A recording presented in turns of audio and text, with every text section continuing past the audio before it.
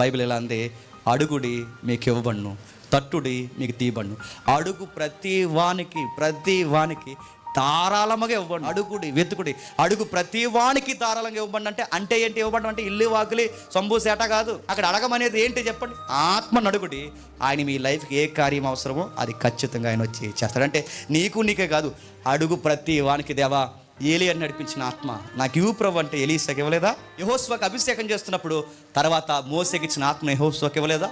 మోసేకి ఇచ్చిన ఆత్మను 70 మందికి ఇవ్వలేదా? అంటే అడిగే ప్రతి ఒక్కడికి ఇస్తాడు. అపోస్తులకు ఇచ్చిన ఆత్మ, ఆది సంఘానికి ఇచ్చిన ఆత్మ, హతసాక్షులకు ఇచ్చిన ఆత్మ నడిపింపు నాకు కూడా ఇవ్వు ప్రభు అంటే దేవుడు మనకు ఖచ్చితంగా ఇస్తాడు. మనం మనం ఎంతసేపు ఏం అడుగుతాం చెప్పినా? ఉద్యోగం చేస్తే నీకు కనబడకుండా తిరుగుతాను ఇచ్చే అని అడుగుతాము. పిల్లల్ని ఇచ్చే పిల్లల్ని ఇచ్చే. వాళ్ళు మేము కలిసి ఆదివారం పార్కులో తిరుగుతాం, చర్చికి రాకుండా మాకు పిల్లల్ని ఇచ్చే అంట.